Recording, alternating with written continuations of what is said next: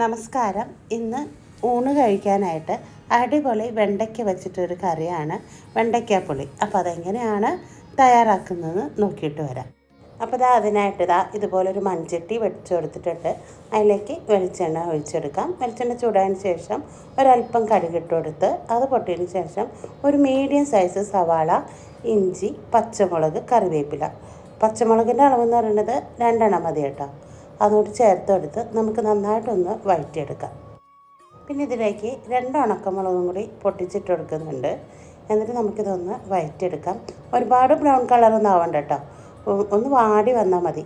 എന്നിട്ട് ഒരു 100 ഗ്രാം വെണ്ടയ്ക്ക എടുത്തിട്ടുണ്ട്. അത് ഇതുപോലെ നീളത്തിൽ കട്ട് ചെയ്തതാണ്. അപ്പോൾ അതും കൂടി ചേർത്തെടുത്ത് നമുക്കിതൊന്ന് വഴറ്റിയെടുക്കാം. പിന്നെ ഇതിലേക്ക് ആവശ്യമായിട്ടുള്ള ഉപ്പും കൂടി ചേർത്തെടുക്കാം.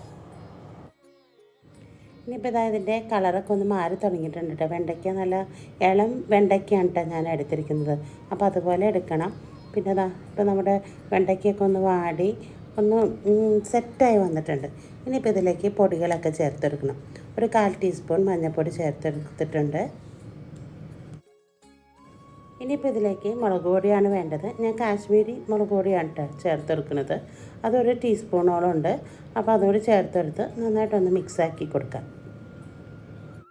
ഏകദേശം ഇതൊക്കെ ഒന്ന് നന്നായിട്ട് വഴന്ന് വന്നിട്ടുണ്ട്.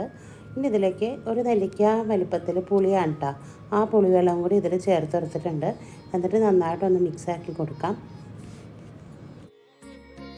ഇനിയിപ്പോൾ ഇതിലേക്ക് ഒരു അല്പം പഞ്ചസാര ചേർത്തെടുക്കുന്നുണ്ട്. ഇത് ഓപ്ഷനിലാണ്. പുളിയും എരിവൊക്കെ ഒന്ന് ബാലൻസ് ചെയ്യാൻ വേണ്ടിയിട്ടാണ് കേട്ടോ. ഇത് ചേർത്ത അടിപൊളി ടേസ്റ്റാണ്. അതുകൊണ്ടാണ് കേട്ടോ ഞാൻ ഷുഗർ ചേർത്തത്. അപ്പോൾ നമ്മുടെ കറിയൊക്കെ നല്ല സെറ്റായിട്ട് വന്നിട്ടുണ്ട്. അപ്പോൾ ഇത്രയേ ഉള്ളൂ നമ്മുടെ വെണ്ടയ്ക്കാപ്പുളിയുടെ റെസിപ്പി.